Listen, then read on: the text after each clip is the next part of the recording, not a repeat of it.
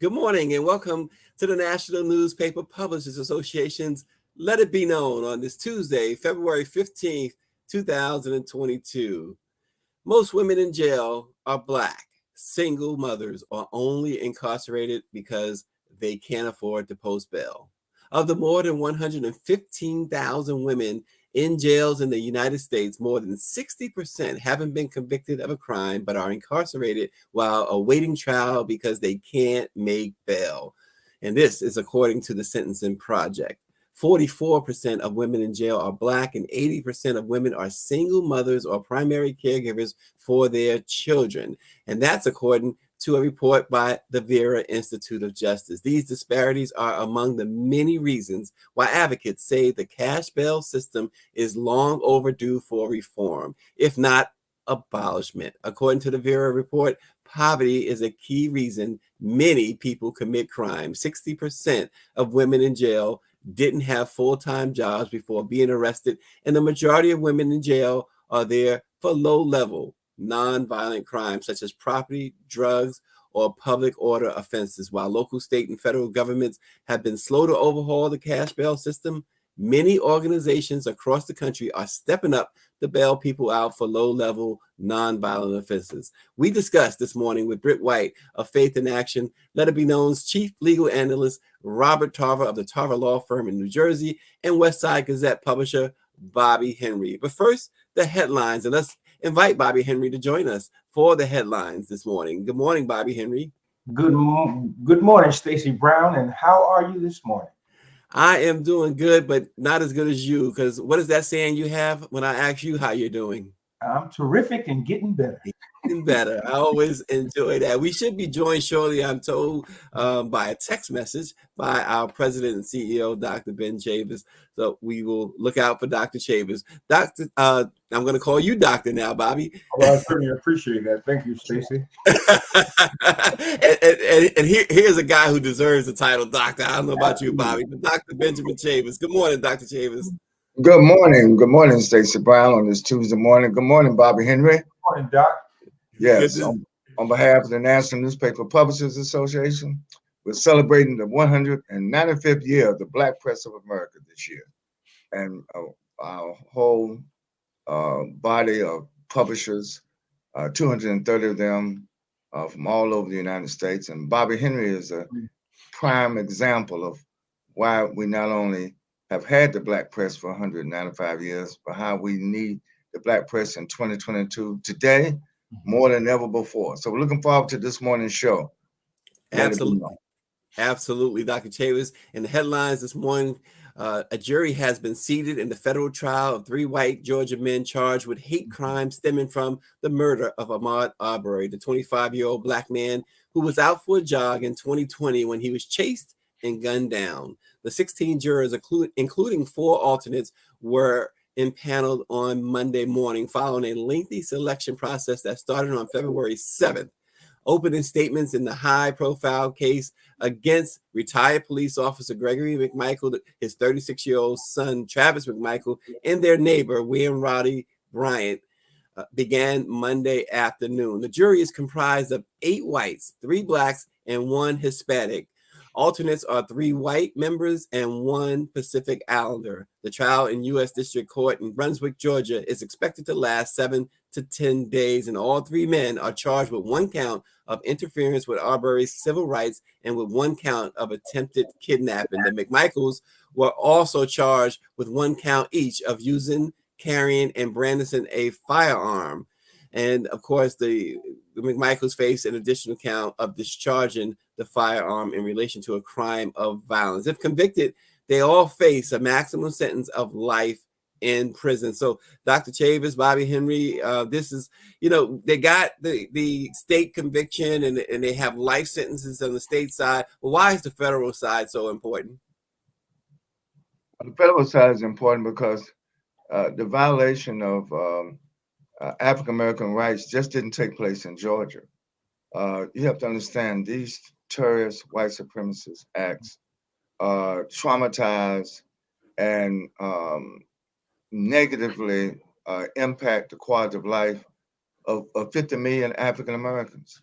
And the civil rights, Dr. King used to say it this way: an injustice anywhere is a threat to justice everywhere.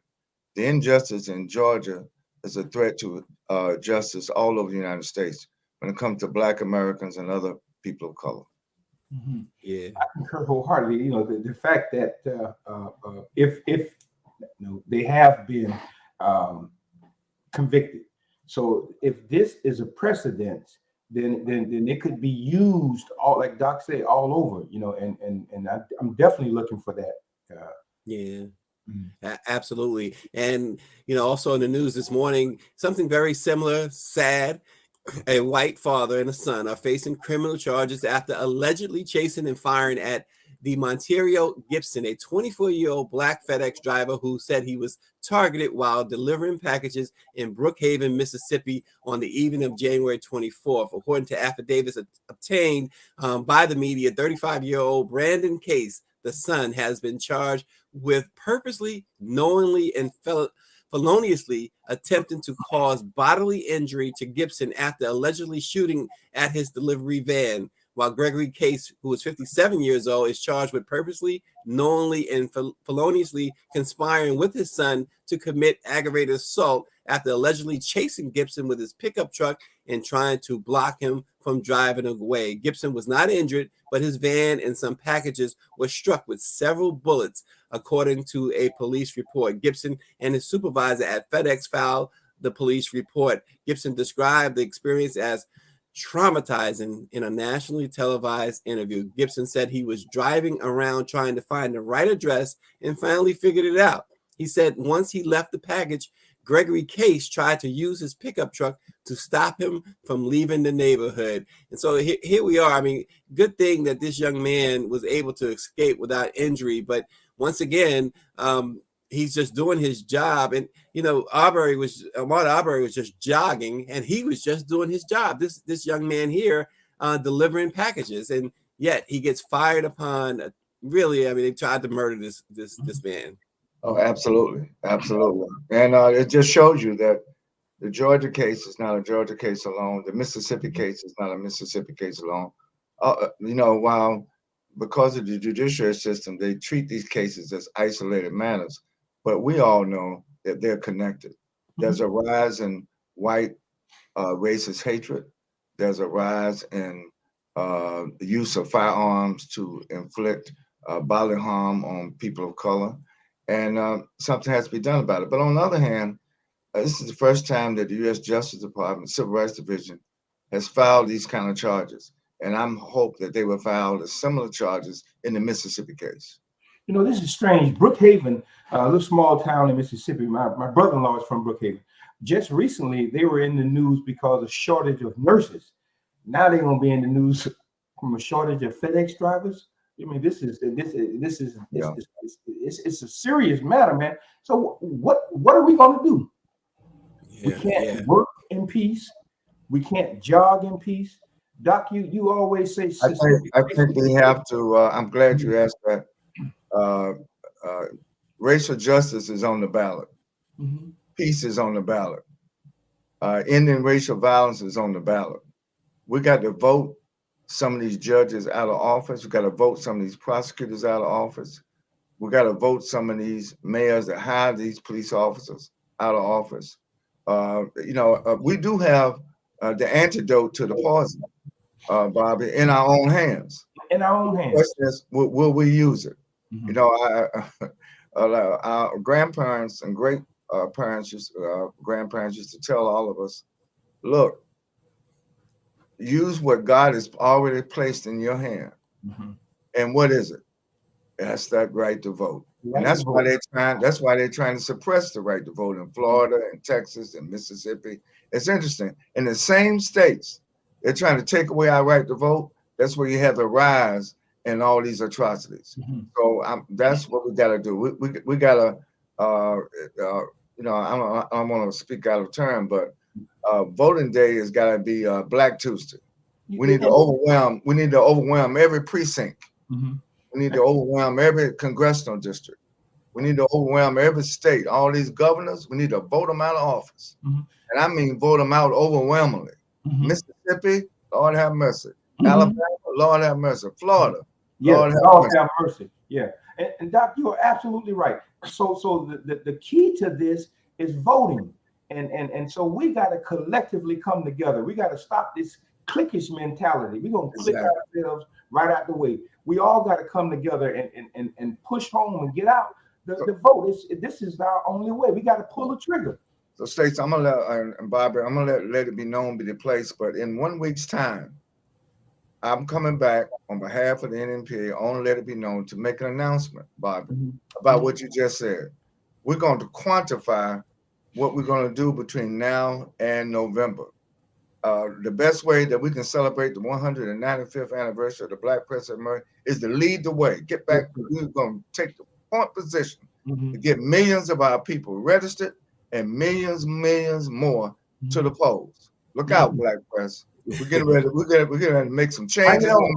Bring it on, Doc. Let's Well, rejuvenate this thing. And let it be known. Now, Stacey, I'm going to make the announcement on Let It Be Known. Well, this is where we let it be known, right? And so before we move on to our primary topic, let's discuss this very briefly this morning. Yesterday, our panel gave some thoughts on the amazing Super Bowl halftime performance that featured Dr. Dre, Snoop Dogg, Eminem, 50 Cent, Kendrick Lamar, and of course, Mary J. Blige. After a day of digesting it, it is now being held out as one of the best in history. Some on social media is even calling it the best ever. So I'm asking our Dr. Chavis, Bobby Henry, I'm asking you guys today, what do you think? Well, again, it's an evolution. When Janet Jackson did it, people said that was the best. You know, when Jennifer Lopez did it, they said that was the best. So the best always happens when Black folks take the stage. Now, I'm not, because Eminem was also a part of the presentation. So it's the culture. We're at our best. Dr. Chavis, I'm throwing in the towel right here. Brit White has already dropped the mic. I got you. But when hip hop emerges on the scene, keep in mind, hip hop is the antecedent to R&B, soul, jazz, gospel. But we have a tradition of being the best. The singers from Fisk University was the first group to travel around the world to sing from America. It wasn't country and western.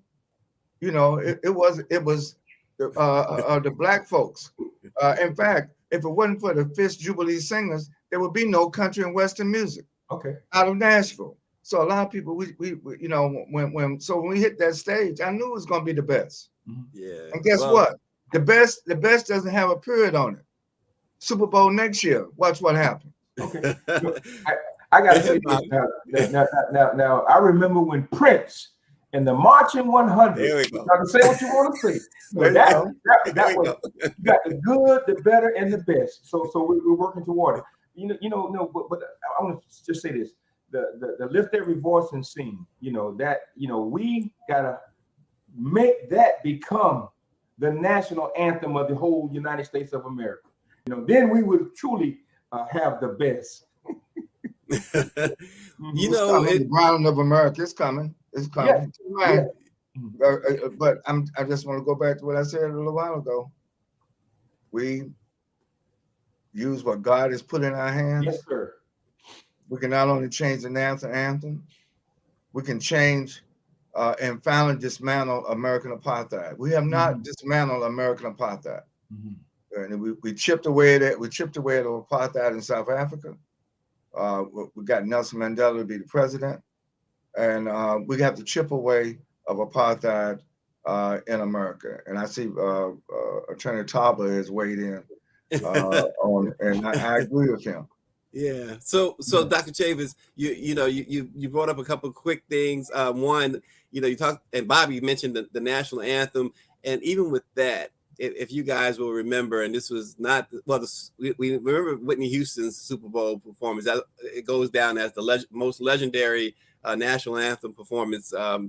But you can go back to Marvin Gaye at the All-Star Indeed. game in Los Angeles in 1982. That Absolutely. still stands out as Mhm. here's a black soul singer, rhythm and blues singer, just really took it to a level never seen before.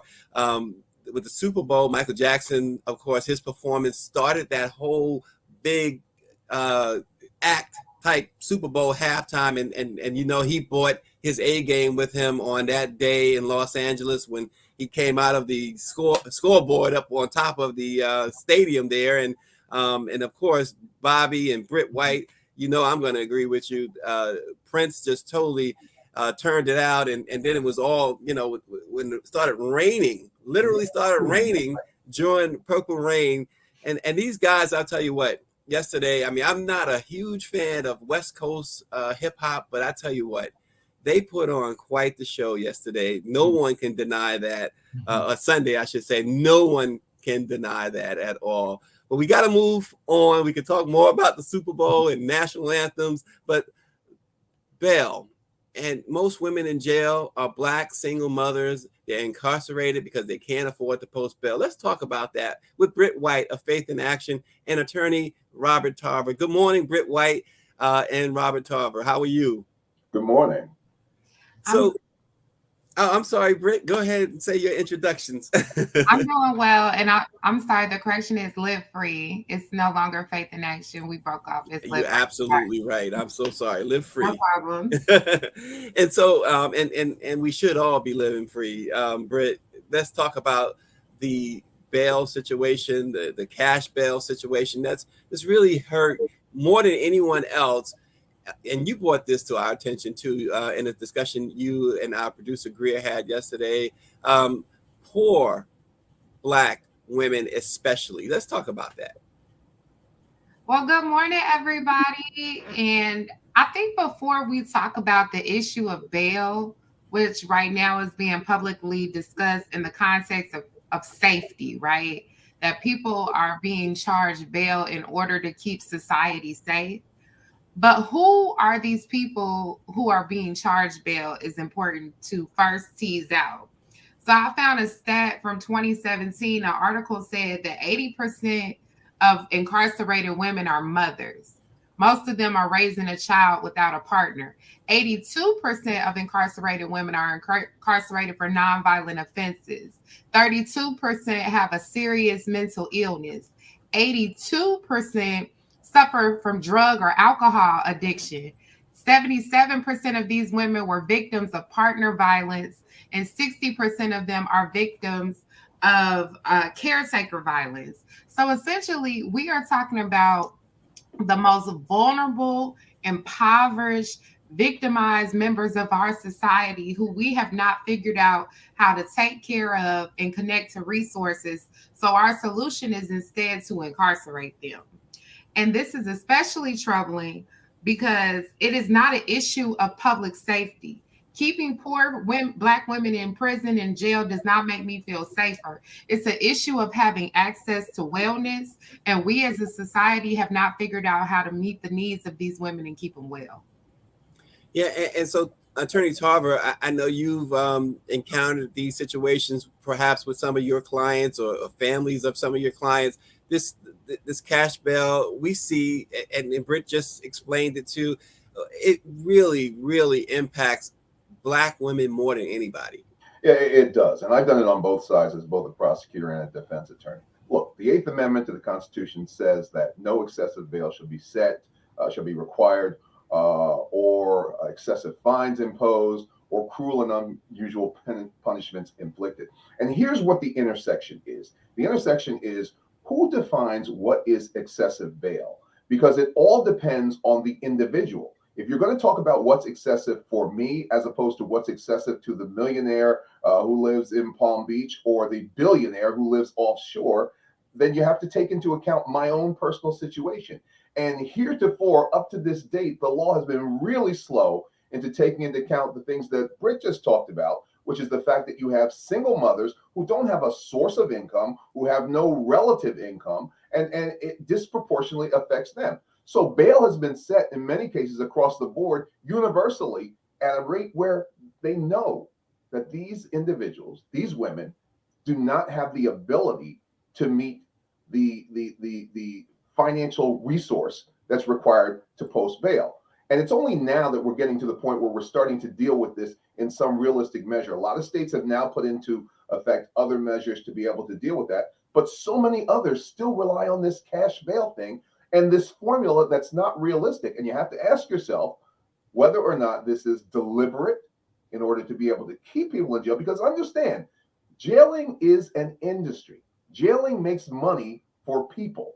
There is an entire prison industry that's set up behind this. So you have to ask yourself, what are we really doing here, and what's the real motive behind it? Particularly, as Brit says, when you have these cases of people who are not necessarily violent, and they're still sitting behind bars with a child on the outside. Well, and before I go back to Brit, with what you just said, because I thought several things you said was so important, but let me ask you this, Attorney Tarver, whatever happened to presumed innocence? Because when they slap these bails on high bails on you, it almost says, you go to court in a criminal trial and the jury knows you got a $3 million bail. That seems to tell them something, doesn't it? Yeah, here's the interesting thing. The Constitution guarantees bail. So bail is a constitutional right, but it is not an absolute right, meaning that you can get bail in certain circumstances, but there's also the right to deny bail and also to set it at something that's very high. Again, disproportionate setting of bail is a huge problem here, because you will take a white mother and a black mother who are similarly situated, and I see this regularly, who are similarly situated, the same type of situation, and the bail will be much higher for the black woman as opposed to the white woman. What is it? Perceived violence, perhaps?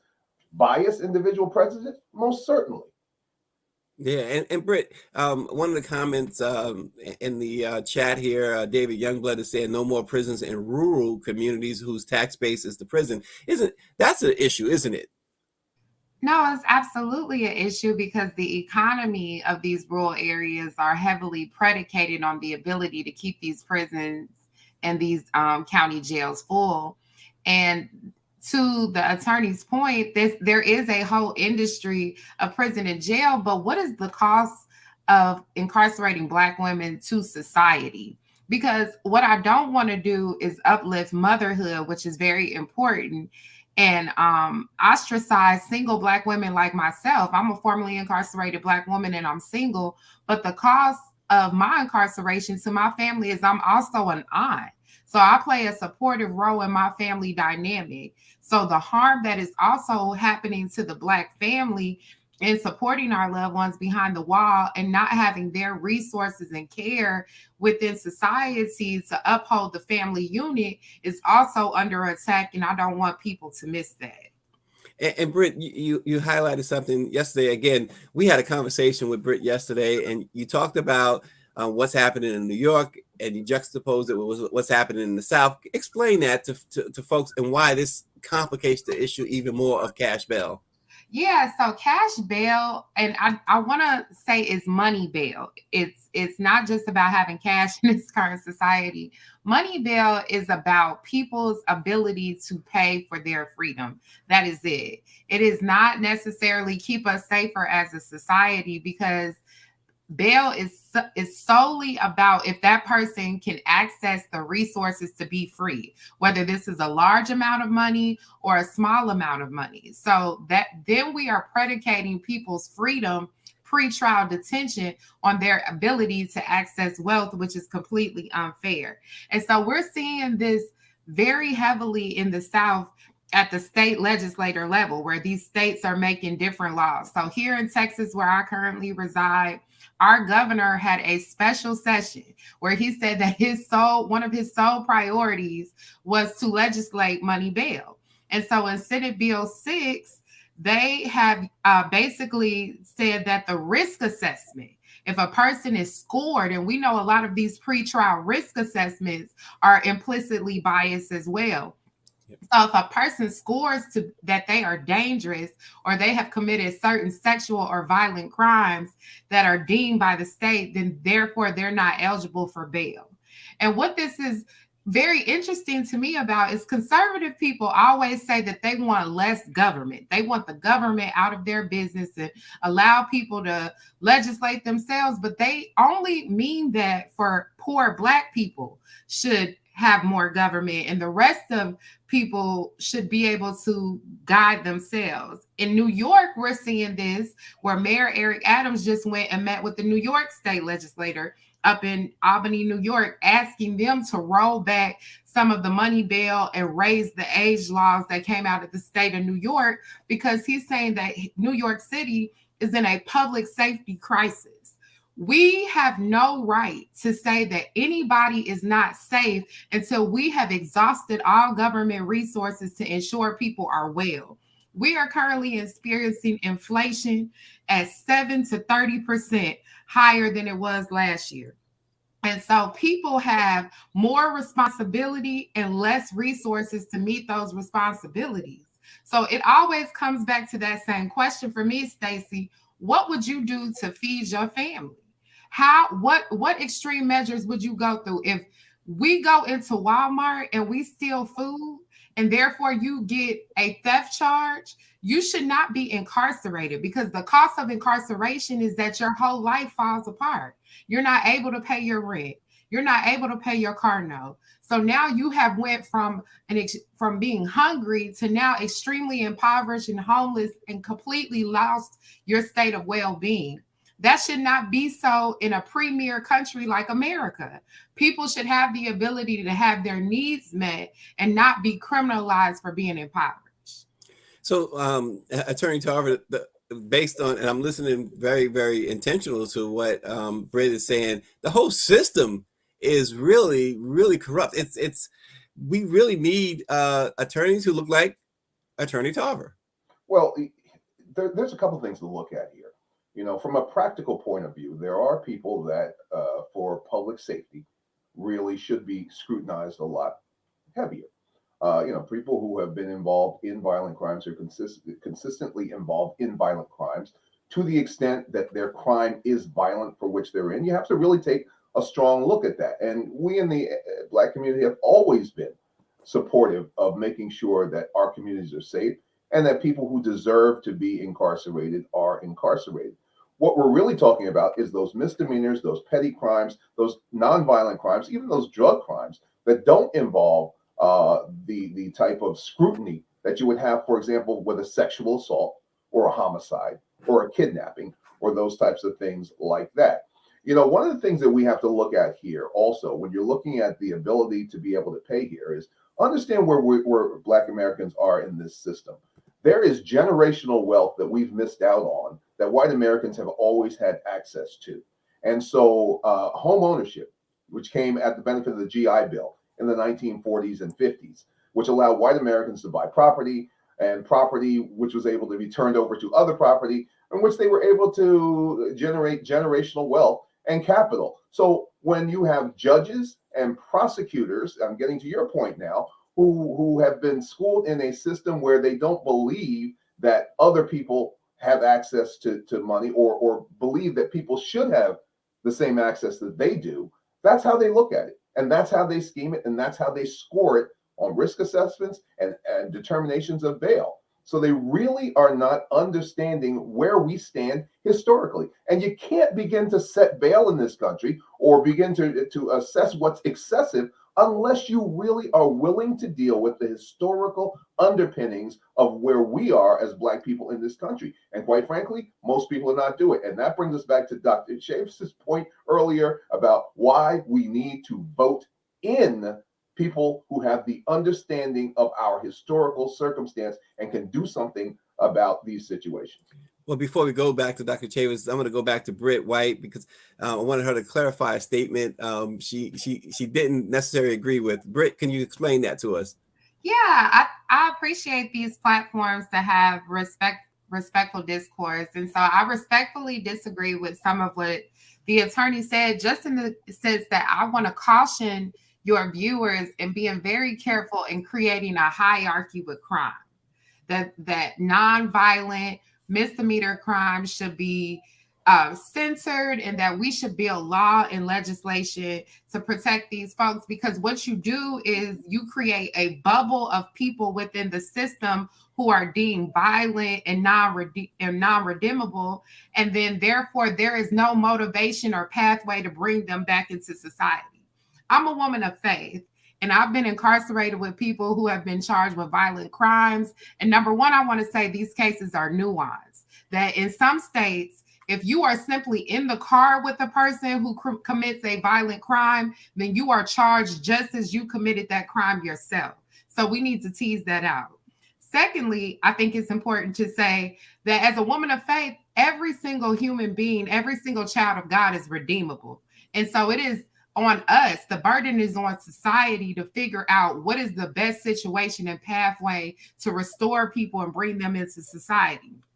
Locking people up with other folks that are deemed violent, who have had other harsh living experiences, and expecting them to survive on the bare minimum and live in scarcity for the rest of their life, I do not believe is the Most High's plan for their children. But here's the problem. If I just get away on this, if we don't set parameters, if we're not willing to say that there are certain areas where we're willing to say, okay, we've got to make a practical decision that certain people present certain dangers. And I know, because I both put them away and I represent them even now.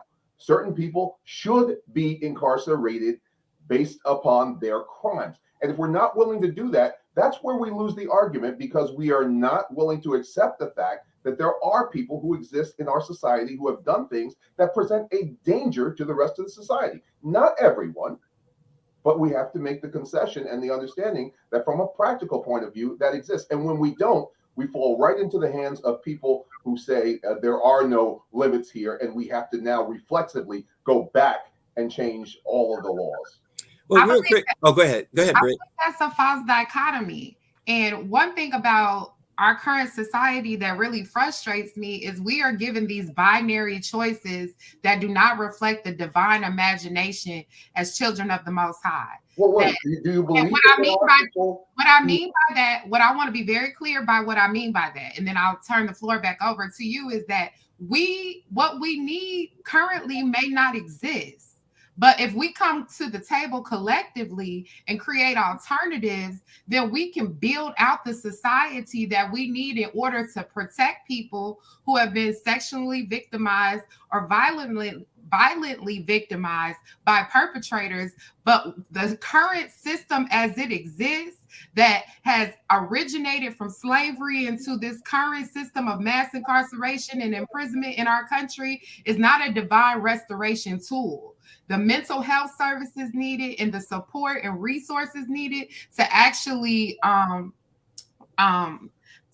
redeem people is not there. I'm telling you, as a person who spent 5 years in every institution that a woman can be incarcerated in the state of Alabama, it is not there. The classes are subpar. I was incarcerated with women who were 40 years old, who did not even have a high school diploma, who did not have the ability to read. These women need a very intentional type of help, and it is not throwing them away in prison. We have to build the system that we need for society, and we should not be socialized to think that what exists now we have to continue to run with because it's not working.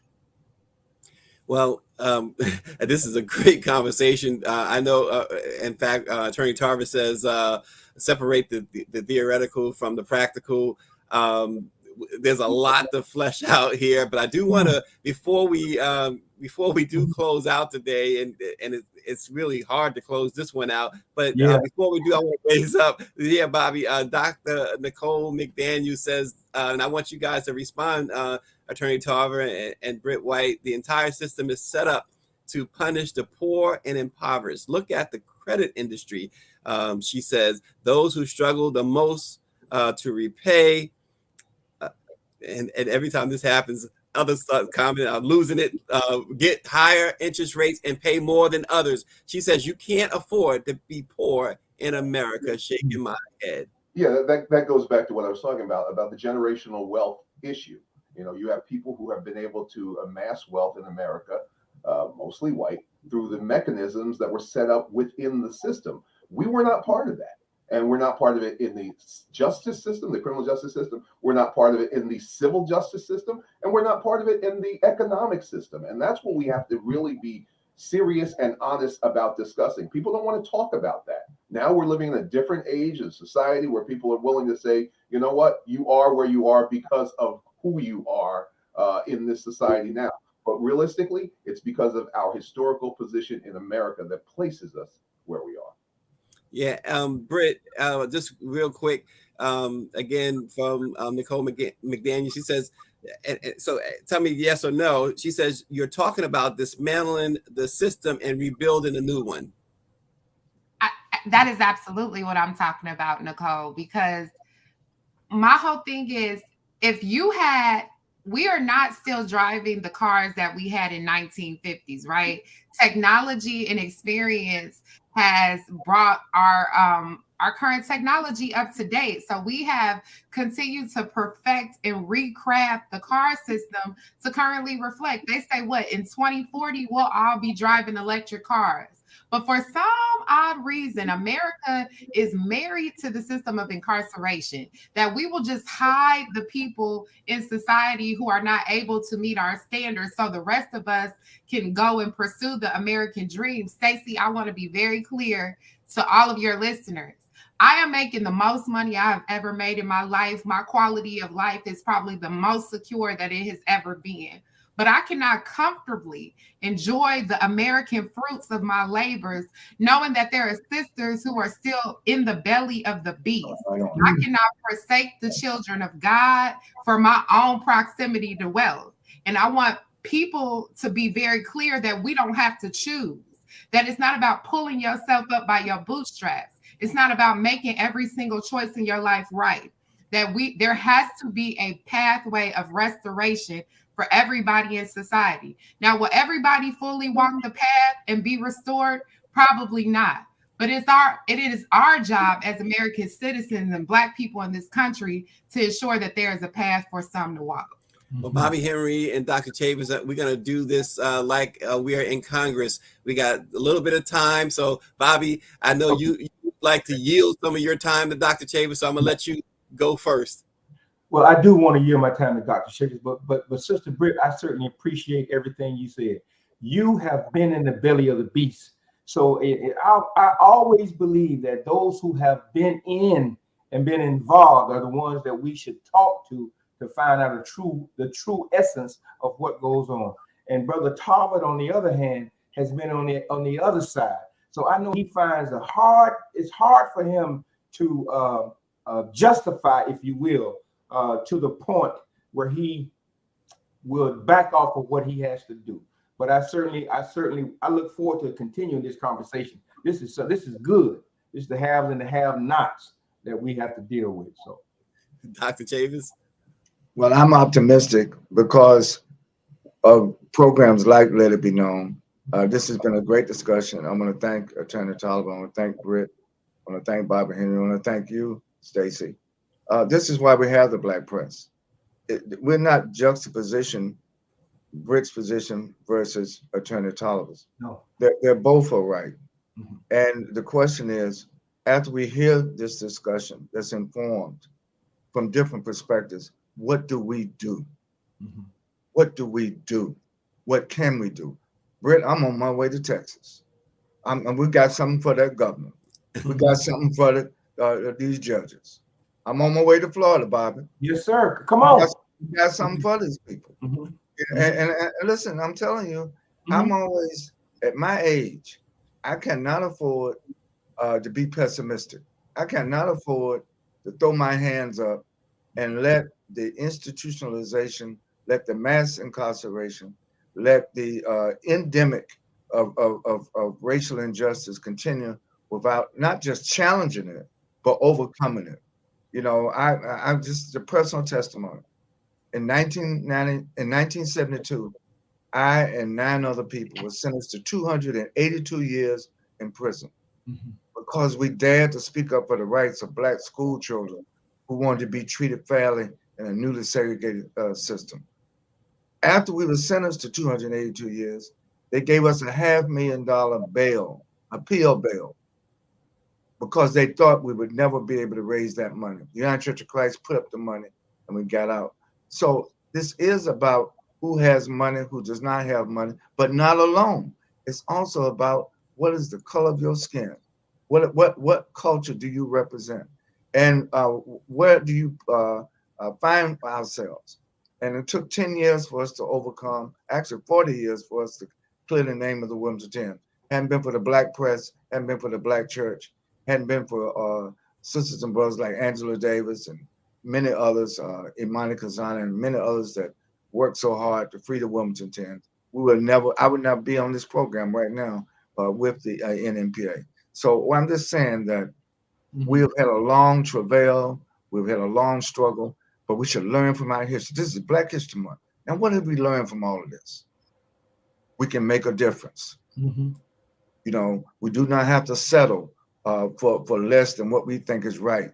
In the presence of God or wherever your faith base is, we can make a difference. And 2022, if 100%, which I know is unlikely, but if 100% of all of us who are eligible to vote will vote in all these states, we could turn this stuff around. Join them with our allies, our Latino allies, our Native American allies, and our progressive white allies. This is not a movement that's just based on race. This is a movement based on what's right. This is a movement that's based on what's just. And I think we should never accept anything less than what's right and what's just. Well, thank you, Dr. Chavis, as always. Thank you, Black Press. And I have to say, thank you to Greer Marshall, our producer, who helps every day to put together Let It Be Known so that we can continue to give the Black press and Black America what they deserve, what they need every single morning. Yeah, as Michael Jackson said, this is it. This program is it. Come see us every morning at 7:30 Eastern time, and then catch us later on repeat. But catch us nonetheless. We will see you tomorrow.